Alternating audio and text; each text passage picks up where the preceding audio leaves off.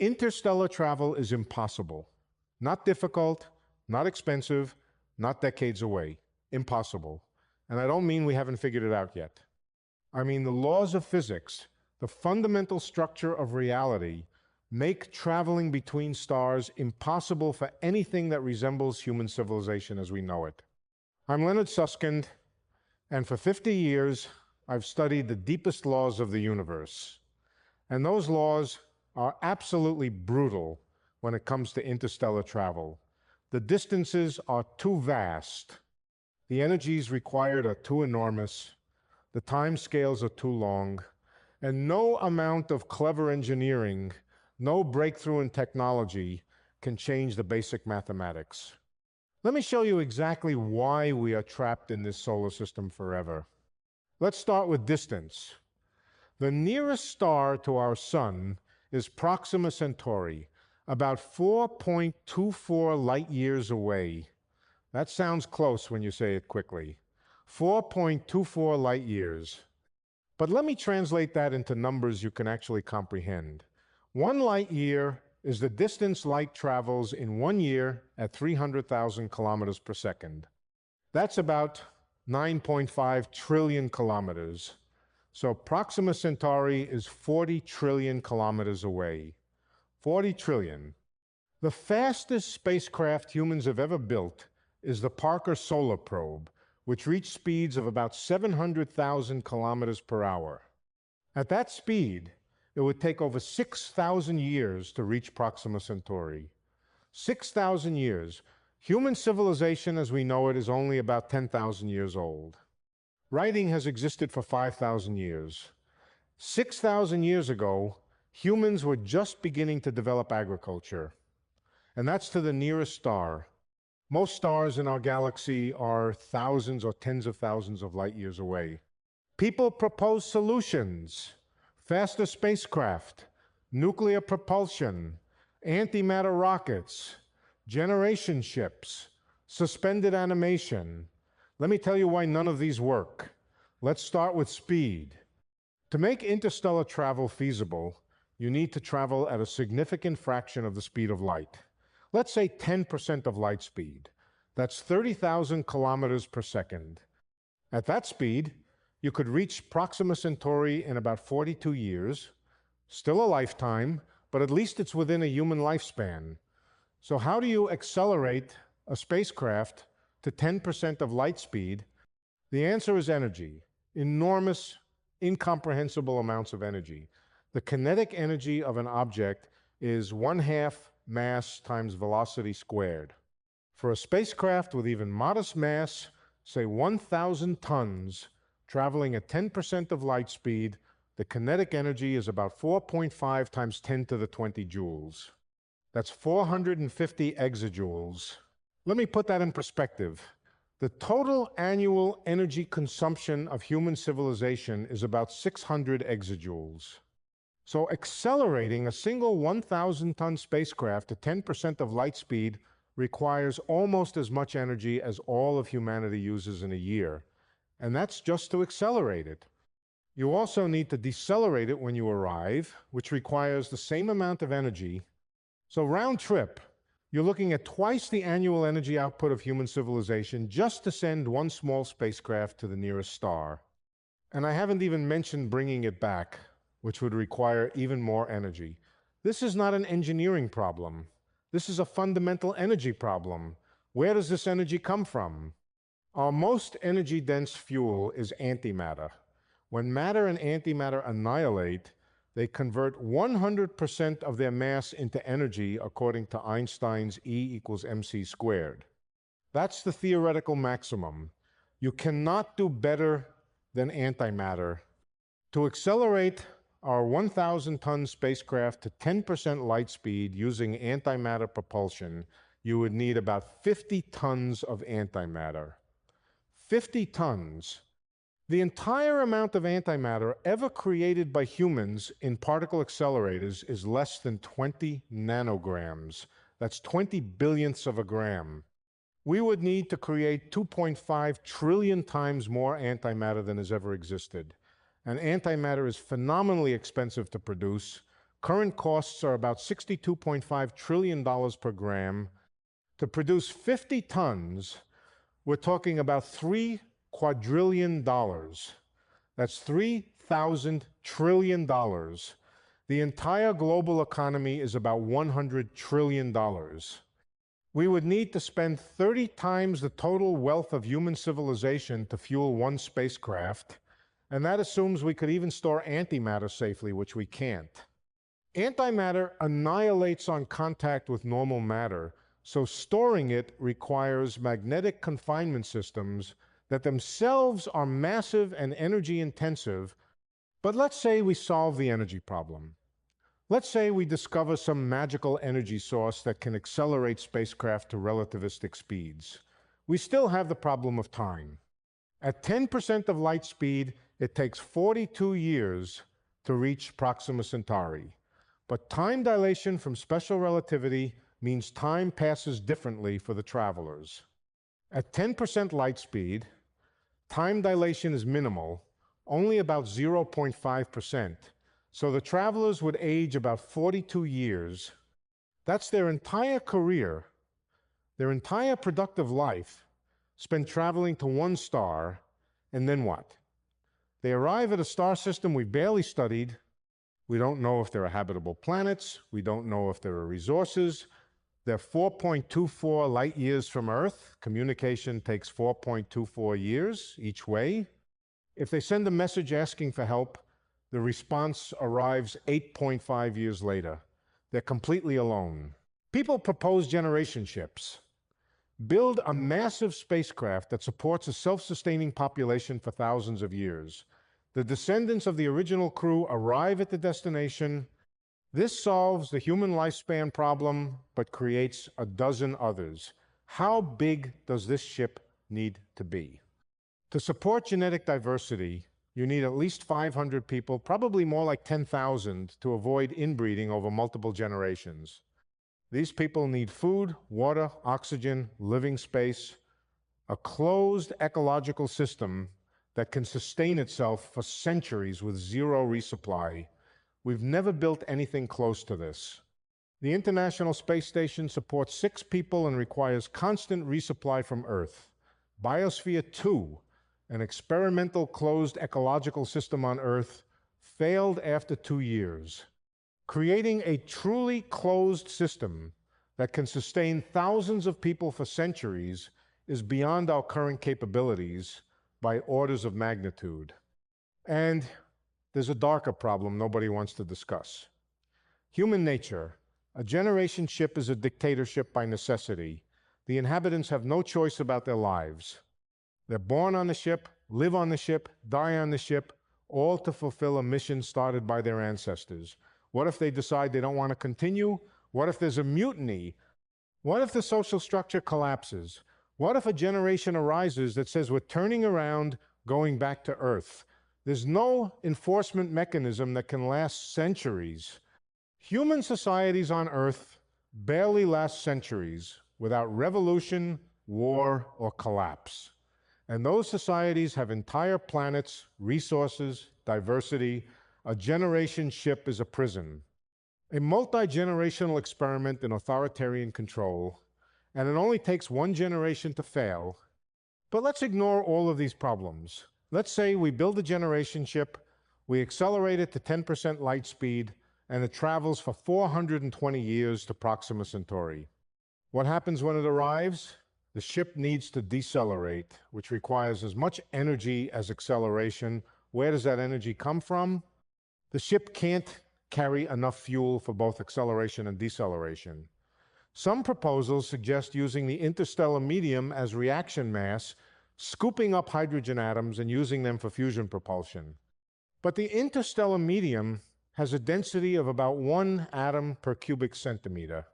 To collect enough hydrogen for deceleration, you'd need a scoop thousands of kilometers in diameter. The engineering required for this is insane. And if you're traveling at 10% light speed, hitting even a tiny grain of dust releases enormous energy. A 1-gram dust particle hitting your spacecraft at 30,000 kilometers per second releases energy equivalent to several tons of TNT. Interstellar space is not empty. It's filled with dust, gas, radiation. At relativistic speeds, all of it becomes deadly. Now let's talk about the speed of light barrier. Some people think we can get around this with faster than light travel. Warp drives, wormholes, science fiction concepts that sound plausible because we don't understand the physics. Let me be very clear. Faster than light travel violates causality. If you can travel faster than light, you can send information into your own past, you can create causal paradoxes, you can violate the second law of thermodynamics. The universe does not allow this. The cosmic speed limit is not just a speed limit, it's a causality limit. It's built into the structure of space-time itself. Special relativity tells us that as you approach the speed of light, your mass increases toward infinity, time dilation approaches infinity, and the energy required to accelerate you further approaches infinity. These are not engineering limits. These are fundamental limits of reality. Warp drives, as proposed by physicist Miguel Alcubierre, require exotic matter with negative energy density. This is not antimatter. This is matter with negative mass, negative energy. We have never observed such matter. It probably doesn't exist. And even if it does, the amount required for a functional warp drive is astronomical. Calculations suggest you'd need the mass energy equivalent of Jupiter converted to exotic matter. That's insane. We can't even collect all the matter in our solar system, let alone convert planets into hypothetical exotic matter we've never seen. Wormholes, if they exist, are predicted to be microscopic and unstable. Keeping one open would require exotic matter threaded through it. Same problem. Exotic matter we don't have and can't create. Let me tell you about another problem people ignore. Purpose. Why are we going to other stars? What's the goal? Science fiction says colonization, spreading humanity across the galaxy, ensuring our survival, but colonizing other star systems makes no economic or practical sense. There are no resources in other star systems we can't find closer to home. Anything you can mine from an exoplanet, you can mine from asteroids in our own solar system with far less energy and time. The idea that we need to colonize other planets to ensure human survival assumes Earth becomes uninhabitable. But if we can't make Earth habitable, we certainly can't make Mars or an exoplanet habitable. Terraforming a planet requires more energy and technology than fixing Earth's problems. And here's the thing that really bothers me as a physicist. Even if we solve every problem I've mentioned, even if we somehow build a ship that can travel to another star, what have we accomplished? We've sent a tiny population of humans to another solar system where they're completely isolated, completely dependent on technology that must work perfectly for centuries, with no possibility of rescue or resupply. They're not colonizing. They're surviving. Barely. And for what? To say we did it? To plant a flag? That's not exploration. That's suicide with extra steps. The romantic vision of humanity spreading across the stars is just that. A vision, a fantasy. The reality is that interstellar space is a vast, empty, hostile void that kills anything trying to cross it. Now, I know what you're thinking. Technology advances. We don't know what future breakthroughs might enable. And you're right that technology advances, but there's a difference between technological advancement and violating physics. We've advanced from horses to cars to rockets, but we haven't violated the laws of thermodynamics. We haven't exceeded the speed of light. We haven't created energy from nothing, and we never will, because these aren't technological limits. These are laws of nature. Interstellar travel requires violating these laws or working around them with energy and resources we don't have and cannot obtain. Let me tell you what I think will actually happen. We'll send robot probes, tiny, lightweight spacecraft accelerated by laser propulsion or solar sails. Projects like Breakthrough Starshot propose using ground-based lasers to accelerate gram-scale probes to 20% of light speed. At that speed, they could reach Proxima Centauri in about 20 years. These probes would be cheap, expendable, and scientifically valuable. They could send back images and data about other star systems, but they're not carrying humans. They're not establishing colonies. They're reconnaissance. And that's all we can realistically do. Send our eyes and instruments to the stars while our bodies stay home. And maybe that's okay. Maybe the universe is telling us something. The vast distances between stars, the enormous energy barriers, the fundamental speed limit, maybe these aren't obstacles to overcome. Maybe they're messages. The universe is big, really big, and it's structured in a way that keeps civilizations isolated. Each star system is an island. You can look at other islands. You can learn about them, but you can't visit. And maybe that's for the best. Because if interstellar travel were easy, the galaxy would be full of expanding civilizations, competing for resources, waging wars, destroying each other. The fact that it's impossible creates a natural quarantine. Every civilization is confined to its own solar system. They can't interfere with each other. They can't conquer each other. They can exist in isolation, develop independently, without the threat of external invasion or colonization. This is one possible solution to the Fermi paradox. Where is everybody? Why don't we see evidence of alien civilizations if the universe is so vast and old? Maybe because they're all trapped in their own solar systems, just like us, unable to travel between stars, communicating maybe with radio signals that take decades or centuries to cross the void, but not visiting, not colonizing, just existing on their home worlds, isolated by the brutal physics of space-time. And if that's true, if interstellar travel is impossible for everyone, not just us, then we need to adjust our expectations. We need to stop dreaming about galactic empires and star fleets. We need to focus on what's actually possible, taking care of our own planet, building sustainable civilizations here on Earth, exploring our own solar system with robots and eventually with humans. Mars, the moons of Jupiter and Saturn, the asteroid belt, these are within reach. Difficult? Yes. Expensive? Yes. But possible. Interstellar travel is not possible. Not with any technology we can imagine within the bounds of known physics. The distances are too vast, the energy is too enormous, the time scale's too long, and the fundamental laws of nature, the cosmic speed limit, the conservation of energy, the structure of space-time, all of it conspires to keep us locked in this solar system, and maybe, just maybe, that's where we're supposed to be.